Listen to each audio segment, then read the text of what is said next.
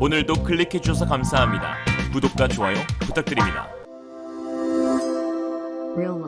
세계는 지금 혼란 속에 빠져 있습니다. 혹자는 곧 세계 3차 대전이 벌어져도 이상하지 않은 상황이라고까지 말하는데요. 러시아와 나토, 미국과 중국의 신냉전이 심화되고 있는 가운데 제2차 세계대전을 일으킨 추축국 3국들도 폭풍 전야와 같은 상황에 놓여 있습니다. 독일은 77년 만에 군사 재무장을 선언했고, 일본은 아베 총리의 갑작스러운 사망, 이탈리아는 2연속 월드컵 광탈, 이런 상황 가운데 혼란을 틈타 독일과 일본이 본격적인 군사 진강을 도모하고 있어 주변국들의 우려의 목소리도 커지고 있습니다. 이젠 고인이 된 일본 아베 전 총리는 사건 당일까지 참의원 선거운동을 주도하면서 러시아의 군사적 위협이 거세졌으니 일본은 전쟁이 가능한 나라로의 헌법 개정과 방위비 GDP 2% 이상 약 100조 원대로 끌어올려 세계 3위의 군사대국이 되겠다라고 했는데요. 그러면서 러시아의 우크라이나 침공은 세계의 평화 질서를 뒤흔든 엄청난 사건이다. 일본을 둘러싼 안보 환경을 살펴 여러분의 생명과 생활을 지키기 위한 대비가 충분한지 확실히 점검해야 한다 라며, 그러기 위해서는 힘을 길러야 한다고 외쳤습니다.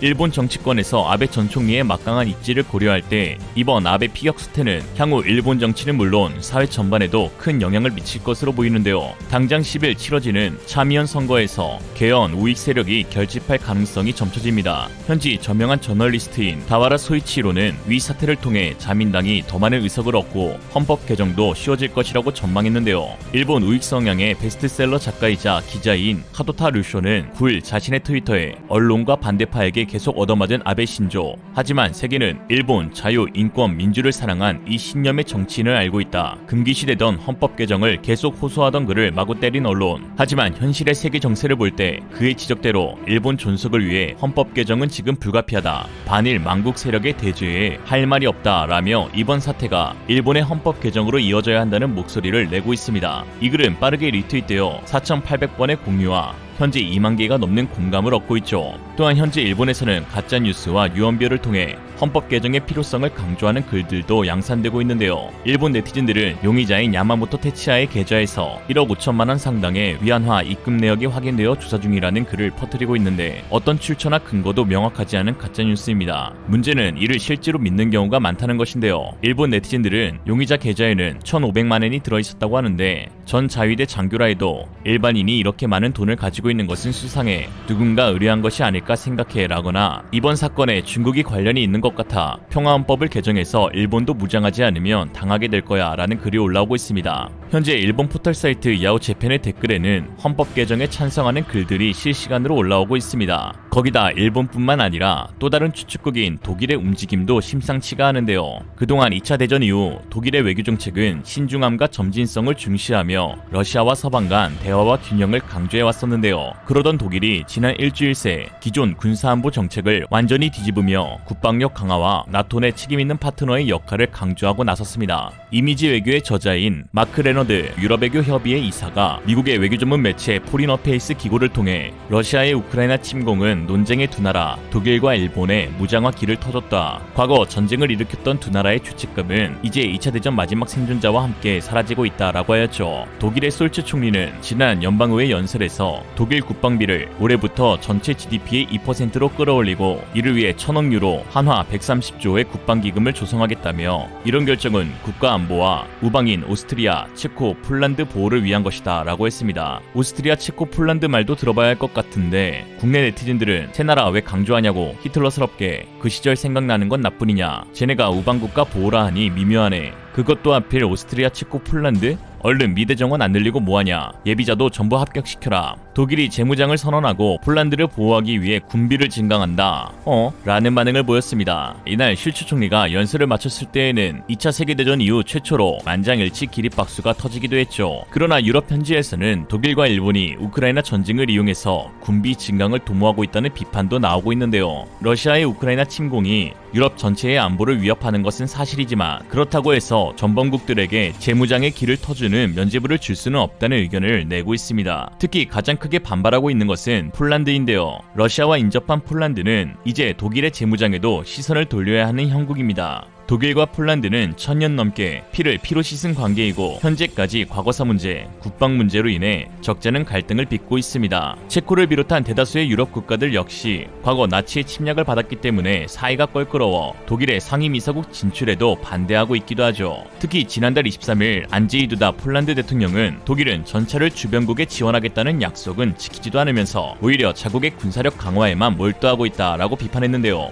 이는 폴란드군이 앞서 우크라이나에 옛소련식 탱크 T-72를 보낸 데 따라 독일이 폴란드에 대체 탱크를 보내 공백을 채워준다는 약속을 했지만 아직까지 한 대의 전차도 보내지 않은 것을 비판한 것입니다. 독일의 재무장 선포는 유럽의 지정학적 숙명을 다시 떠올리게 합니다. 역사상 유럽의 세력 균형은 독일이 너무 커지거나 분열할 때마다 무너졌기 때문인데요. 그런 독일이 본격적으로 재무장에 나섰으니 자연스레 나토 회원국들은 전원 군비 증강에 나설 수밖에 없는 상황입니다. 옌스 스톨텐베르그 나토 사무총장은 현재 4만 명 규모의 신속 대응군을 30만 명까지 늘릴 계획이라며 이 같은 방어계획 수립은 냉전 이후 처음이라고 하였습니다. 세계 안보 지형을 뒤흔든 러시아의 우크라이나 침공이라는 역사적 사건 속에 세계는 서방과 반서방의 전선이 공식화되었고 이는 1991년 소련의 붕괴 뒤 희미해진 동서의 경계선이 31년 만에 다시 선명해진 것인데요. 이에 군사 전문가들은 나토 회원국들이 첨단 무기 도입을 최우선 순위로 삼으면서 한국의 외교적 군사적 입지가 확고해질 것으로 보인다라고 했습니다.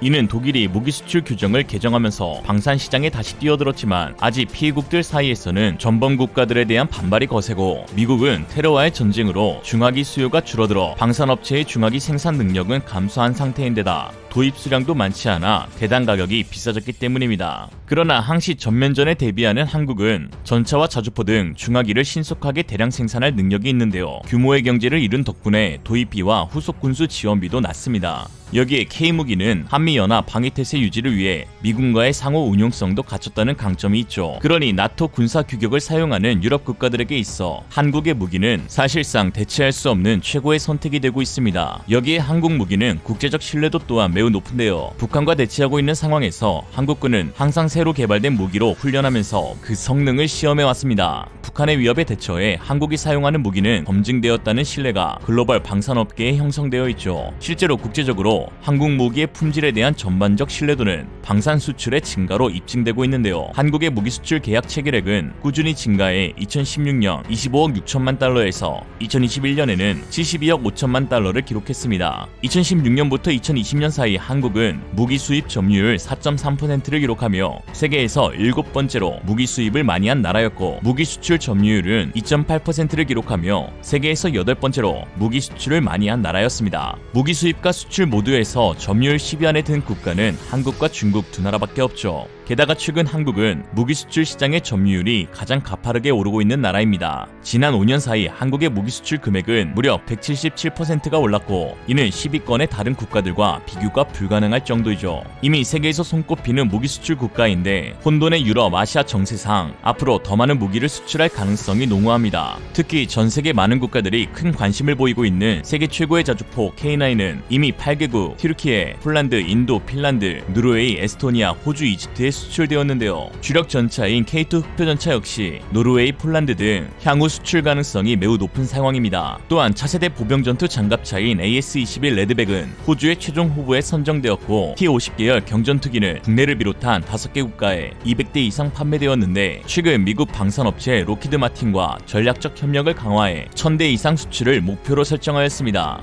이렇게 해외에서 한국산 방산 무기에 큰 관심을 갖는 이유는 바로 사계절로 유명한 한국의 극악 기후 환경으로 인해 세계 어느 국가에서나 원활히 운용이 가능하기 때문인데요. 특히 K9의 경우 산악은 물론 평원, 정글, 설원, 사막에 이르기까지 기후에 관계없이 기동성이 보장되는데 이런 전천후 기동성은 수출 시에도 큰 경쟁력으로 자리잡고 있습니다. K9 수출 관련 이런 글도 유명한데요. 노르웨이 가서는 한반도 개추움, 철원 영하 28도임, 이집트나 호주에 가서는 한반도 개더움, 데프리카라고 아심, 인도에 가서는 산악지형 싹 가능, 한반도 등고선 보여드릴까요? 쓰다 보니 한반도 진짜 척같네 라는 글이 있습니다. 즉 한국에서 통하면 전 세계에서 통하는 것이죠. 이런 한국의 자비 없는 기후변화에 관한 유명한 일화가 있는데요. 로버트 넬러 미 해병대 사령관은 한국에서 진행되는 훈련은 우리 해병대의 준비 태세를 위해 필수 불가결하다며 한반도는 여름에 덥고 겨울에 추운 기후뿐만 아니라 가파른 지형 등 세대 수준에서 훈련 조건이 전 세계 중 가장 잘 갖춰진 곳이라며 한국에서 훈련할 기회를 놓치면 우리는 어디로 가야 하느냐라고 말하기도 했습니다. 실제로 노르웨이 수주전에서 K9의 경쟁자인 독일의 펜저어비치 2000은 극한의 한파 실험에서 시동이 걸리지 않아 탈락했고, 인도 수주전에는 고각 등판 테스트에서 최종 후보였던 러시아의 무스타 S가 지형을 극복하지 못했는데, 이 모든 테스트를 유일하게 통과한 미친 자주포가 바로 한국의 K9 자주포였죠. 더욱이 한국은 경쟁국과 비교할 때 성능, 가격, 납품 시점, 유지 지원, 호환성 등을 종합해 가장 우수하다는 평가를 받고 있습니다. 한국의 무기체계가 세계에서 가성비가 가장 우수한 셈인데요. 자동차, 반도체, 조선 등 제조업 강국의 특성을 살려 한국은 구매국 요구에 맞춰 적시에 무기를 제공할 수 있고, 원하는 부품을 추가적으로 개량하는 데에도 능숙합니다. 한국의 방산무기 수출은 결국 우리 방산 기업들의 일자리, 기술력, 경쟁력을 증대시킬 것이고, 이는 우리나라의 국가 안보에도 지대한 영향을 끼칠 것입니다. 세계 정세가 아무리 혼란스러워도 한 가지만은 확실하죠. 주변국을 압도할 수 있는 군비 태세만이 우리의 안보를 지킬 수 있는 유일한 방법이란 것 말입니다. 한편 중국에서는 일본 아베 사태를 대서특필하며 큰 관심을 보이고 있는 상황인데, 중국 최대 포털 사이트인 웨이보에서는 신기하게도 이 6글자가 차단이 된다 합니다. 바로 거시불시니, 그 뜻은 너가 아니라 아쉽다 라는 뜻입니다. 주어도 없는데 차단하네? 으이그, 또 그새 지 이야기인 건 알아가지고 오늘도 맞아야겠지.